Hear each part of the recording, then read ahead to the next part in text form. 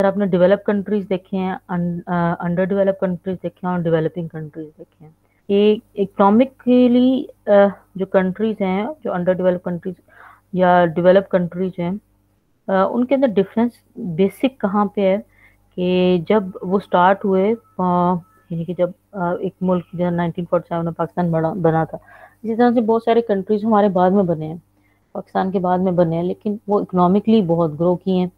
उसकी क्या वजह रही है, उसकी क्या, उनकी क्या प्रोडक्शन कैसे इतनी इंक्रीज होती रही और कैसे उन्होंने अपना लिविंग स्टैंडर्ड को इम्प्रूव किया। ये ऐसी बातें हैं कि इनकी बेसिक्स हैं कुछ ना कुछ, कि कौन सी इकोनॉमिक पॉलिसीज कंट्रीज अपनाते हैं और उनकी बेस के ऊपर वो किस तरह से सक्सेसफुल हो जाते हैं और अच्छा सक्सेसफुल हो जाते हैं, और कौन सी चीज़ें ऐसी हैं कि जो कंट्रीज को इकोनॉमिकली नीचे कर देती हैं, या कौन से ऐसे नेचुरल रिसोर्सेज हैं कि कई कंट्रीज ऐसे हैं उनके पास नेचुरल रिसोर्सेज भी नहीं है लेकिन फिर भी उन्होंने बहुत ज़्यादा ग्रो किया, जबकि कुछ जो कंट्रीज हैं, बल्कि नेचुरल रिसोर्सेज का जो यूज़ है असल में, नेचुरल रिसोर्सेज वैसे जितने ज़्यादा हों, पाकिस्तान के पास जितने नेचुरल रिसोर्सेज हैं इतने शायद किसी और कंट्री के पास हों, लेकिन उनका जो यूज़ है वो सबसे ज़्यादा प्रॉब्लम है। अगर वो यूज़ नहीं प्रॉपर हो रहे तो वो इकोनॉमिक ग्रोथ नहीं इंश्योर की जा सकती। इसीलिए एक तो एफिशिएंट यूज़ है इकोनॉमिक रिसोर्सेज का।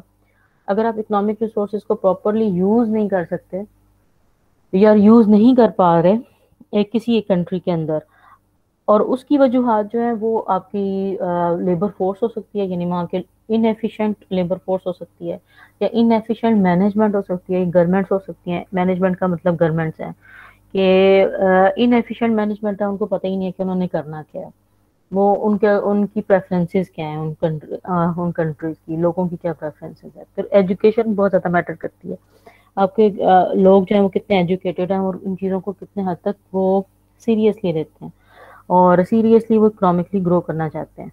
फिर उसमें से कितने विलिंग हैं काम करने के लिए, कितने लोग विलिंग हैं और विलिंगली खुशी से वो लोग काम भी करते हैं।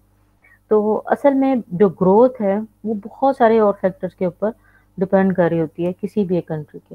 अब आप 70 के साथ आप इकोनॉमिक ग्रोथ को करोगे तो आपके पास वो फिगर आ जाएगी कि ये कितने सालों के बाद आपका जो जीडीपी है वो डबल हो जाएगा।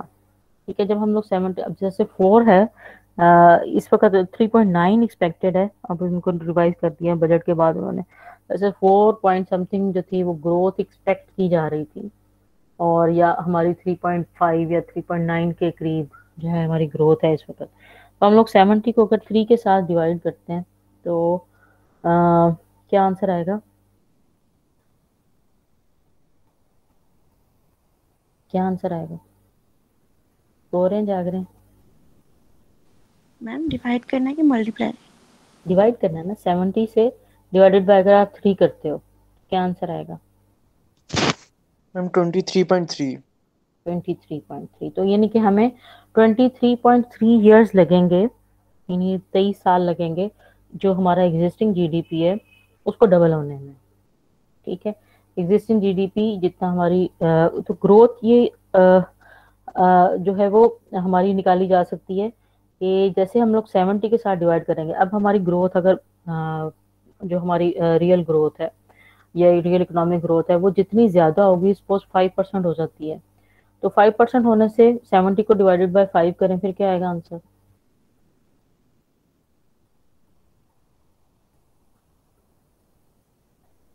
फिर क्या आएगा? 14 आ जाएगा। गुड। तो अब 14 ईयर्स के बाद हमारी इकोनॉमिक ग्रोथ डबल हो जाएगी जो हमारी प्रेजेंट है। मतलब कि ये रूल ऑफ 70 ये कहता है कि 70 से आप इकोनॉमिक ग्रोथ को डिवाइड कर देते हैं तो आपके पास नंबर ऑफ ईयर्स आ जाते हैं कि आपके पास जो प्रेजेंट की ग्रोथ है, प्रेजेंट जिस तरह से प्रेजेंट जितनी रियल जीडीपी है वो डबल होने में, जिस तरह से अगर सपोज हमारा रियल जीडीपी इस वक्त 5 बिलियन है, तो सपोज कर रही हूँ, वैसे है नहीं, 5 बिलियन से अगर वो 10 बिलियन तक होना चाहता है या 10 बिलियन तक हम लोगों का रियल जीडीपी हो जाए तो हमें कितने ईयर्स लगेंगे? अगर हमारी इकोनॉमिक ग्रोथ 5% है तो उस हिसाब से हमारे 14 ईयर्स लगेंगे कि 14 ईयर्स के बाद हमारी इकोनॉमिक ग्रोथ डबल हो जाएगी। और हमें इकोनॉमिक ग्रोथ को ज़्यादा बढ़ाने की ज़रूरत क्यों होती है? क्योंकि पॉपुलेशन कॉन्टीन्यूसली बढ़ रही होती है, इस वजह से हमने जितने भी रिसोर्सेज जनरेट कर सकें अपनी इकोनॉमी के, या उनको एफिशिएंटली यूज़ कर सकें, ये सबसे ज़्यादा इम्पॉर्टेंट होता है। अपने रिसोर्सेज को, ज़्यादा रिसोर्सेज को आइडेंटिफाई करना कि ये रिसोर्सेज हैं, इसके थ्रू इनकम अर्न की जा सकती है, या ये इनका सोर्स ऑफ इनकम बन सकते हैं लोगों के लिए। ऐसे रिसोर्सेज को जनरेट करना, और उन ऐसे रिसोर्सेज को जनरेट करने के बाद उनको एफिशिएंटली लोगों के थ्रू यूटिलाइज भी करना। ठीक है, तो ये असल में सारे इकोनॉमिक ग्रोथ के हम लोगों ने छोटा सा जो कॉन्सेप्ट था ये डिस्कस किया था। काफ़ी सारी वीडियो देखेंगे, ठीक है, मैं इसके बाद आपकी अपनी जो डिस्कशन है उसको कंटिन्यू करती हूँ। ठीक है, ये छोटी सी वीडियो है। Here's a fact about economic growth that might seem counterintuitive. During World War II, Germany and Japan suffered heavy losses. Millions of people were killed. Entire cities were flattened. Roads, bridges, factories, and other resources critical to an economy were destroyed. And yet, following World War II, Germany and Japan both grew quickly. In fact, they grew much faster than did the United States. Many people wondered what was going on. Why were the losers of the war growing faster than the winners? Here's another puzzle. In the past several decades, China has been growing at astonishing rates of growth, 7 to 10% per year. Remember, at those rates, the standard of living, it's doubling every 7 to 10 years.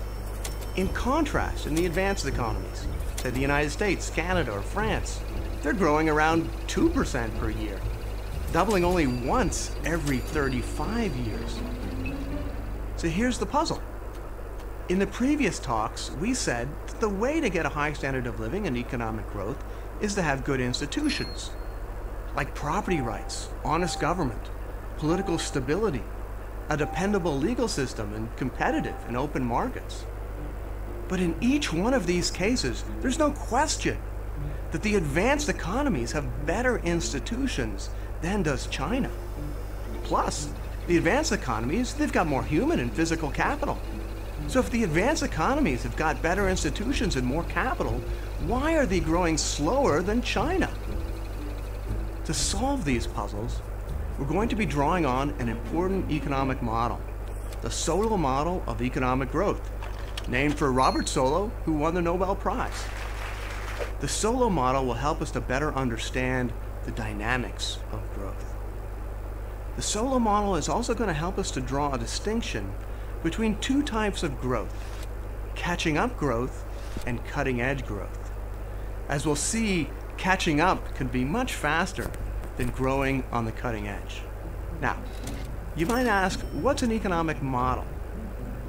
An economic model is a simplified framework that helps us to understand a more complex reality. We're going to be using a super simple version of the Solow model that boils economic growth down to just a few key variables and some basic mathematics. Now, although it's simple, the Solow model can provide us with some deep insights into the causes of growth.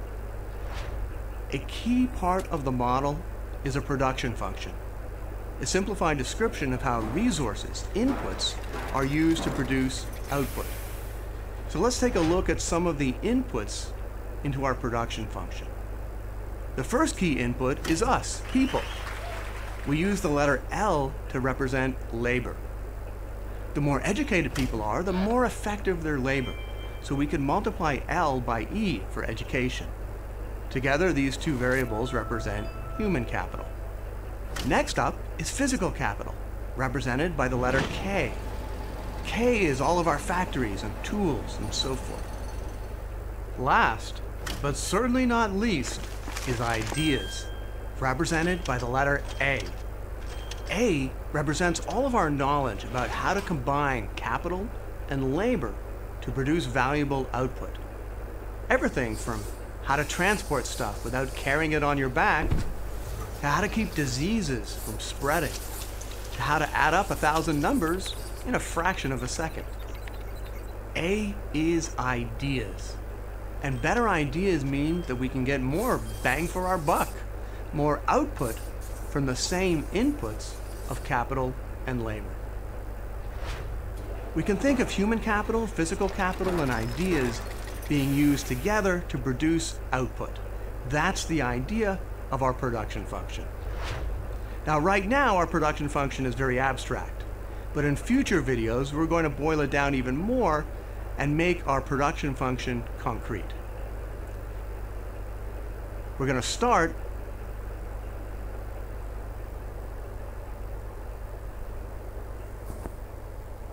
Ideas की बात वो कर रहे हैं कि जिस country के पास अच्छी लेबर फोर्स होगी, एजुकेटेड लेबर फोर्स होगी, कैपिटल होगा, कैपिटल किसी भी फॉर्म में हो सकता है, ठीक है, आपकी फैक्ट्रीज हैं, फिर आपके नेचुरल रिसोर्सेज हो सकते हैं, जितने भी कैपिटल है, लैंड, लेबर, कैपिटल हमारी वैसे भी बेसिक्स हैं। तो लैंड, ये लेबर और कैपिटल, ये सारे हमारे रिसोर्सेज हैं।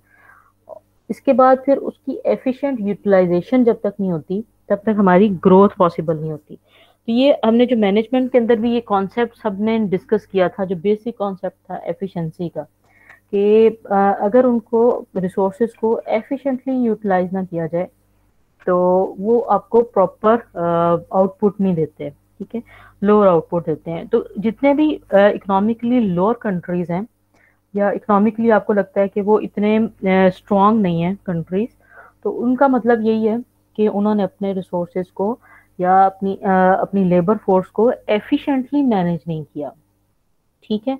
तो इस वजह से वो इकोनॉमिकली पीछे रह गए हैं। अब लोग ग्रोथ मॉडल देखे हैं ना आपने सबने।